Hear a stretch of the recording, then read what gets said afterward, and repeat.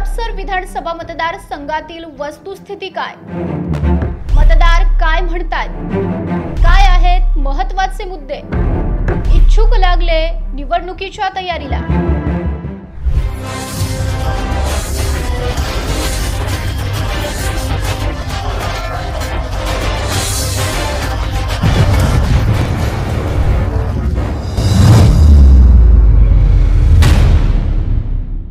महाराष्ट्रात विधानसभा निवडणूक आता अवघ्या 3 महिन्यांवर येऊन ठेपली आहे। त्यामुळे सर्वच पक्ष आणि इच्छुक उमेदवारांनी तयारीला सुरुवात केल्याचं दिसतंय। या निवडणुकीच्या पार्श्वभूमीवर फॉर द पीपल न्यूजने सुरू केलेल्या विधानसभा निवडणुकीचा रणसंग्राम या विशेष भागात आज आपण पुणे शहरातील हडपसर विधानसभा मतदारसंघातील मतदारांचा आढावा घेतलाय। इथल्या मतदारांची भूमिका, त्यांच्या अपेक्षा काय आहेत हे जाणून घेण्याचा प्रयत्न केलाय। फॉर द पीपल न्यूज चॅनलने केलेला हा स्पेशल रिपोर्ट पाहण्यापूर्वी आपण चॅनलला सबस्क्राइब करा, लाईक व फॉलो करा। भारत दुनिया का सबसे बड़ा लोकतंत्र और एनएलसी भारत देश का सबसे बड़ा गैर राजनीतिक मंच। शक्तिशाली लोकतंत्र के लिए राहुल कराट का सार्थक कदम। मुंबई में हुआ ऐतिहासिक प्रथम राष्ट्रीय विधायक सम्मेलन।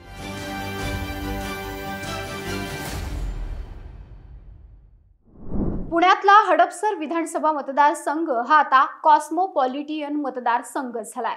हिंदू धर्मीयांबरोबरच इथं मुस्लिम संख्याही मोठ्या प्रमाणात आहे। त्याचबरोबर मगरपट्टा सिटी, अॅमनोरा पार्क सारख्या टाउनशिपमुळे बहुभाषिक लोकांची वस्तीही इथं आढळते।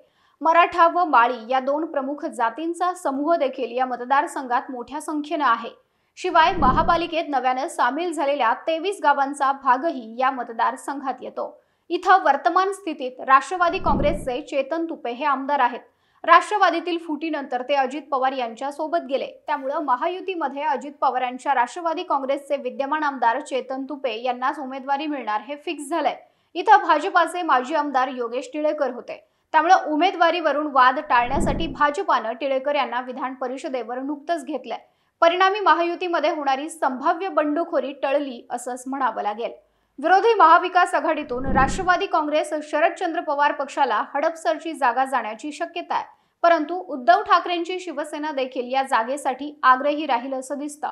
त्यामुळे शरद पवार यांच्या राष्ट्रवादीला ही जागा सुटली तर त्यांचे पुणे शहराचे अध्यक्ष प्रशांत जगताप हे इथून इच्छुक आहेत आणि उद्धव ठाकरेंच्या शिवसेनेतून माजी आमदार महादेव बाबर हे इच्छुक आहेत।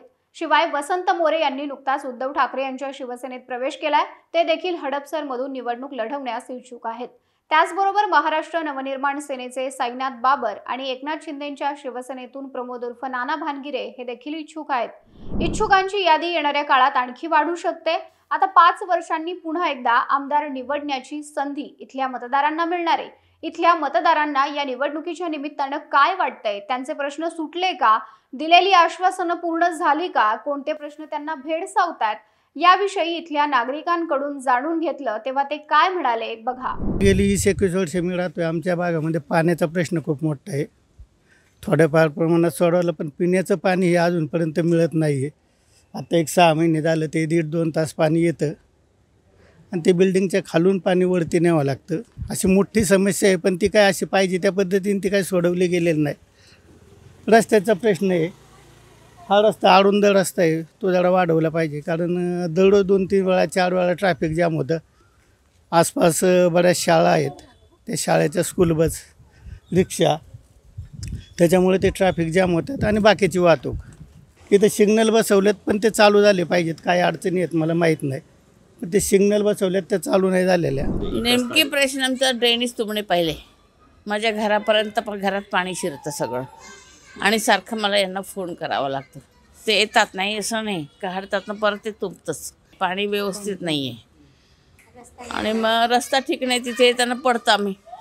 तिथे स्लोप आहे ना, सगळं खडबडीत आहे, तिथे पडायचं, वरून पाणी पडतं, कसं तरी आम्ही जातो आहे। आमचं या समस्या आहे। चेंबरचा प्रॉब्लेम आहे। इथं लोकांच्या घरात पाणी येतं आहे ते, तरी त्याच्याबद्दल काही ॲक्शन होत नाही आहे। वारंवार कंप्लेंट केली तरी काही सोय होत नाही आहे। पाणी 8 दिवसांनी येतं, पण ते पाणी इतकं खराब येतं की ते पिण्यासारखं नाही आहे। आणि काही लोक अशी आहेत की त्यांना पाणी, म्हणजे जे लोक तरुण आहेत ते लोक पाणी आणतात, पण जे लोक वयस्कर आहेत त्यांनी काय करायचं। शाळेतली मुलं, त्यांचे बाथरूम, ते सगळं बाथरूमचं पाणी रोडवर येतं। कुणीतरी ॲक्शन घेतली पाहिजे ना, कोणच ॲक्शन घेत नाही कशाबद्दलच। कुणाकडे जायचं, कुणाकडे मदतीला? इथले या मतदारसंघातले नागरिक काय म्हणाले ते आपण बघितलं, ऐकलं. आता हडपसर विधानसभा मतदारसंघाची भौगोलिक स्थिती पाहूयात. पुणे महापालिकेचे वॉर्ड क्रमांक 17, 19, 20, 21, 22, 23, 130, 131, 132, 133, 134, 137, 138 आणि 139 यांचा या हडपसर विधानसभा मतदारसंघात समावेश होतो.